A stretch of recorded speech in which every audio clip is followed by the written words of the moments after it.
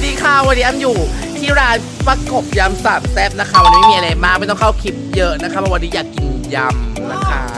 นี่ทุกคนตอนนี้เราอยู่กับประกบแล้วประกบหิวมากเพราะว่าอยากกินยำมากทุกคนแบบว่าเปรี้ยวปากแต่ว่าวันนี้มีฝนปล่อยๆนะคะถึงมีฝนพายุจะมาแต่ประกบบอกว่าไม่หวั่นนะคะทุกคนเดี๋ยวไปดูประกบยำกันดีกว่า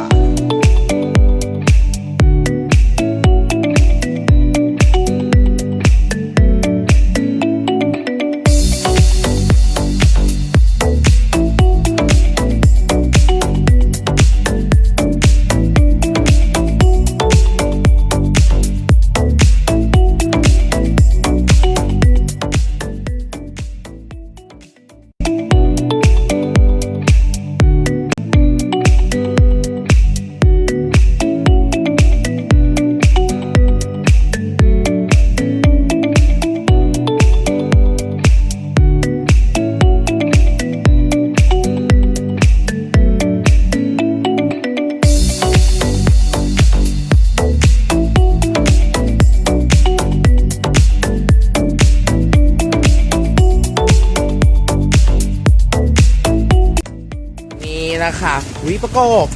ยำมาถึงก็ยำเลยอ่ะนี่ยำอะไรอ่ะยำกุ้งสุกอันนี้ยำอะไรคะค่ะอันนี้ยำอะไรคะอันไหนเอ่ยเนี่ยกุ้งสุกยำอะไรคะกุ้งสุกค่ะยำอะไรคะกุ้งสุกค่ะมีกระดิ่งช่วยด้วยวันนี้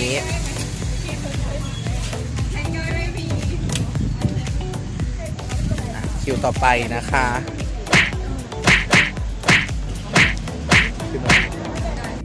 นี่นะคะลูกค้ามาสั่งเลยทุกคน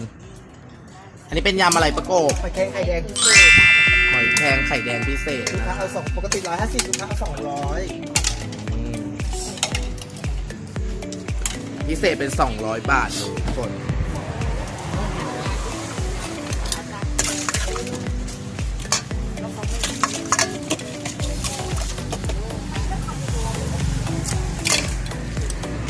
ร้อยจังหู้ร้อยจังหู้ใช่ไหมนี่ก็เป็นไข่แดงเค็มทุกคน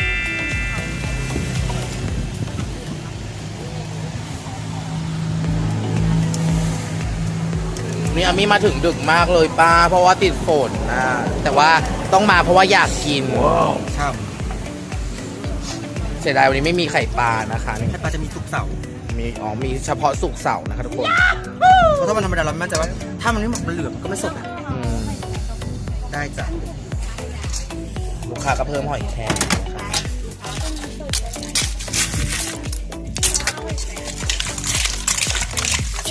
สีพริกฉ่ำมาก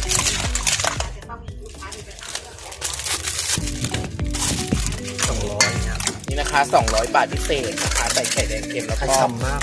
เป็นหอยแล้วก็อะไรกันนะปลาไหมเผ็ดไหมไม่เผ็ดได้จ้ะ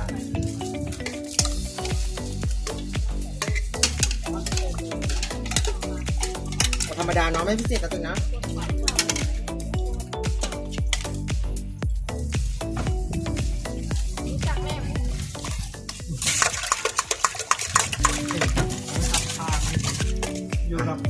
สีน้ำฉ่ำมากนะคะไม่เผ็ดนะก็ให้ลูกค้าชิม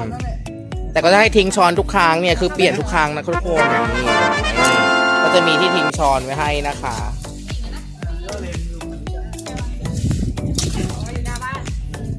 กุ้งสดนะคะแล้วก็เป็นหอยแครงหอยแครงงั้นชามนึกแบบนี้เลือดยังฉ่ำๆอยู่ทุกคนวันนี้หอยแครงตัวใหญ่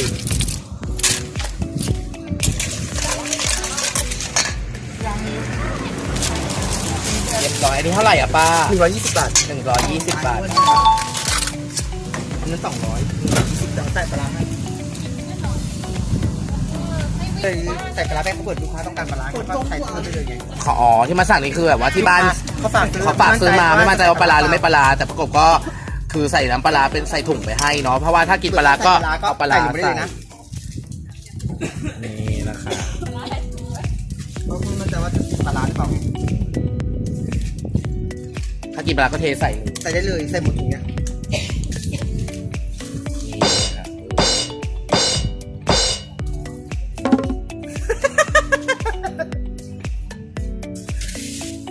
เข้ากันได้หมด นี่นะคะก็เป็นคิวต่อไปนะคะ ของจะหมดแล้ว ของใครหมดแล้วทุกคน ปลาร้าไหมครับเผ็ดไหมปลาร้าได้ เนี่ยไม่มาดึงตกลงเอาเป็นอะไรรวมช่วยตัวเอง ค่ะเอารวมอันนึงแล้วก็เอา รวมก็คือทุกอย่างเลยนะ ค่ะแล้วก็เป็นข้าวโพด ข้าวโพดมะม่วงนั้นแยกให้ ก็คือว่าเป็นยำรวมทุกอย่างหมดเลย งั้นรวมทุกอย่างแล้วเอาพิเศษเลยก็ได้ค่ะได้ไหม รวมแต่ตัวให้ดูรวมก่อนธรรมดา รวมธรรมดาก่อนถ้ายังไง รวมได้เยอะเหรอคะ ก็ลองดูก่อนถ้าไม่พอใจก็เพิ่มได้ ก็คือใส่ทุกอย่างเลยนะ รวมปลาร้าได้นะ นี่นะคะเป็นรวมทุกอย่างนะคะปลาร้า เผ็ดกลางนะ ถ้าเผ็ดมากนี่เผ็ดมากเลยป่ะคะ เดี๋ยวให้ลองชิมก่อน เพิ่มเผ็ดได้นี่ทุกคนวันนี้คลิปก็จะแบบว่าจะไม่ค่อยเฮฮาปาร์ตี้หน่อยนะทุกคนวันนี้แล้วก็ฝนตกแล้วก็เอื่อยเพราะว่าวันนี้เราก็มาดึกด้วยแล้วก็ฝนก็ตกด้วยทุกคน แต่ยังไงก็ต้องมาดูก่อนเพราะว่าแล้วเมื่อกี้นี่อามีก็นั่งกินไปแล้วนะคะ แต่ว่าไม่ได้ถ่ายเนาะ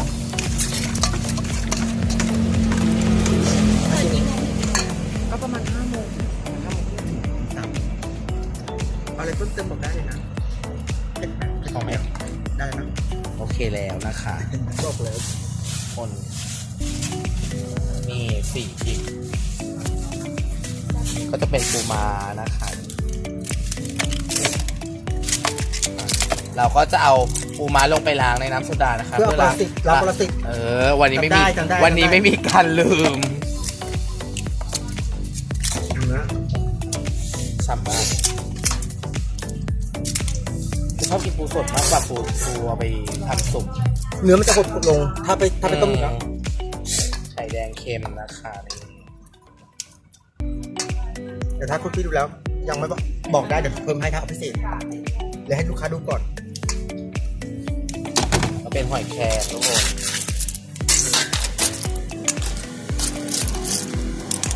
กุ้งสดนะคะ กุ้งให้หมดเลยแล้วกันนะ อุ้ยให้หมดเลยจ้า ก็เป็น เทค เดี๋ยว จ้า ค่อยเพิ่มไปหน่อยหนึง ได้เดียวค่ะ เดี๋ยวก็ช่วยไป ก็เป็นหอยนางรมนะคะทุกคน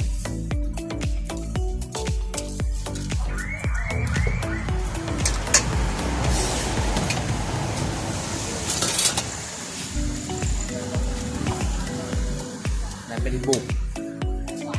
กินเพื่อสุขภาพไส้กรอกนะคะ แล้วก็จะแยกประกอบไปให้ใช่ไหม ประกอบแล้วแต่ลูกค้าสั่งมาได้อยู่ในเมนู นี่นะคะเป็น 350 นะคะ เพิ่มปูม้าไปอีก1 ตัว 1 ช็อตตกใจใช่ไหมมันเยอะใช่ไหมเห็นไหมหนูบอกแล้วถ้าสั่งพิเศษก็คือหนูจะคู่กันนี้อีกแล้วก็จะได้นี่นะข้าวโพด1 มะม่วง1หรือถ้าก็คือจะได้อย่างละชุดเลย ถ้าตัวเองกินน้ำหนักแบ่งครึ่งสามารถกินพรุ่งนี้ได้ ฉ่ำมาก เส้นบนน้ำบุกแบบว่าเนี้ยบุกมนเนี้ยเลิศ เหมือนซื้อขนมจีนเลยเนาะ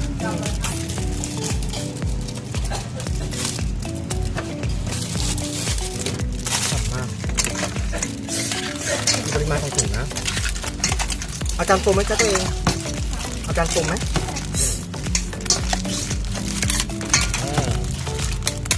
กินได้คือ2 วันเลยนะกลับไปกินแล้วก็แช่ตู้เย็นเนาะแล้วก็กินพรุ่งนี้ได้อีก น่าจะรอชิมเอาที่บ้านหนู อ๋อกิน จริงหนูค่ะปิดตอนไหนนะ ปิดตอนไหนจะ สักพักหนึ จะ ง มาซื้ออีกใช่ไหมคือใช่ไหม หนูอยู่ตรงนี้อยู่ตรง ซื้ นี้ อไปอีกก็ได้ตัวเองแล้วก็ เดี๋ยวจะ แช่ ถามก่อนนะ ได้ โทรถามก็ได้เพื่อเผื่อเก็บแล้วมันจะ เขายังไม่ตั้ง แต่รับรองว่ายำซื้อไปนะตัวเองถึงไม่กินแล้วแช่ตัวเองกินพรุ่งนี้ก็ไม่เซ็ง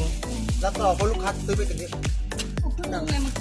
นี่ก็เป็น350นะคะนี่ จะบอกว่าดูนี่ยังตรงนี้ผม ใช่เพราะเดี๋ยวต้องแป๊บเราก็เก็บไปแหละ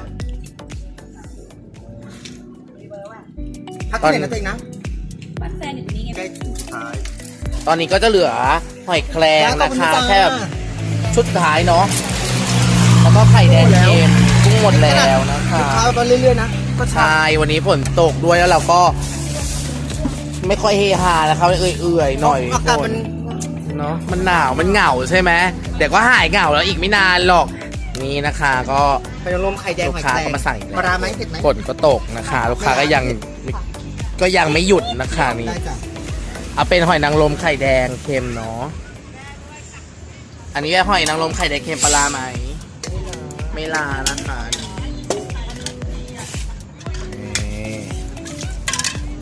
ไม่เผ็ดนะคะ อุ้ยแต่มันก็ได้อยู่นะมันก็ดูเป็นธรรมชาติ ใช่ นะ กูว่ามันธรรมชาติแล้วนะ ไม่ต้องไอ้นี่มากอันนี้ไปเก็บไว้ในรถ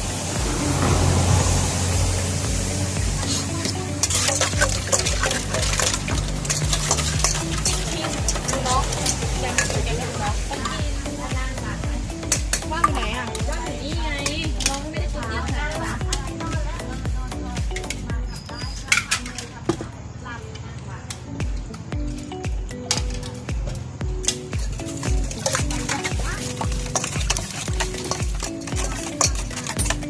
อ่านเองเต็งชิมก่อน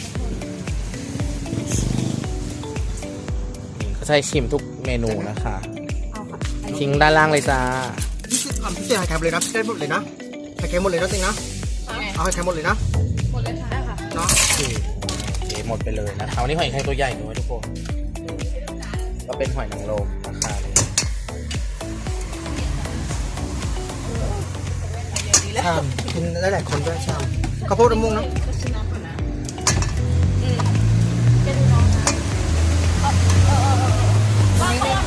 ตอนจบเลยแบบจะไม่แบบว่าอย่าลืมเดี๋ยวให้ประกบทำให้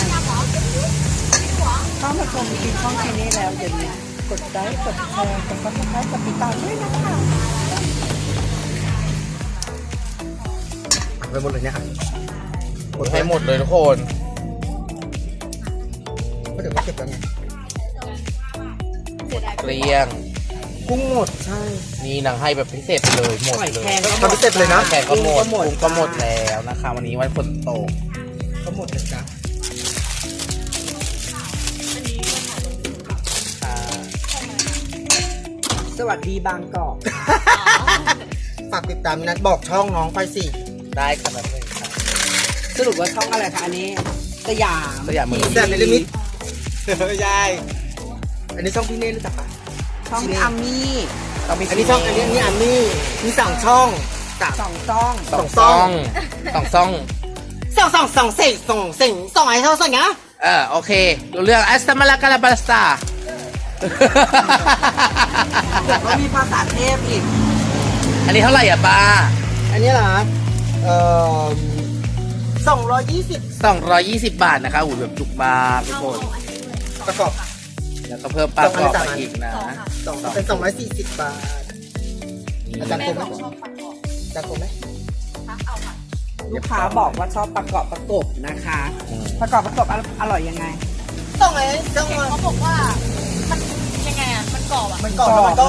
มันเป็นจับ ร้านมันเหนียวไง ใช่บอกแล้วว่า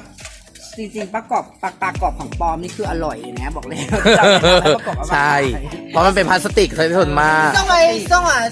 ง นี่ไง ส่งไอ้โซ่อะ มาจากไหนส่วนเจิ้น ขอบคุณนะคะ ถ้ายังไงวันนี้ก็ขอบคุณประกบนะคะ แล้วก็เดี๋ยวค่อยเจอกันใหม่คลิปหน้าคลิปนี้ เจอกันหมด เจอกันใหม่นะคะ คลิปหน้านะคะแต่คลิปนี้อามี่ก็ขอตัวกลับก่อนแล้วกันทุกคน อาจจะไม่มันเท่าไหร่นะคลิปนี้เดี๋ยวค่อยเจอคลิปหน้าจัดเต็มเนาะป้าเนาะบ๊ายบายค่ะ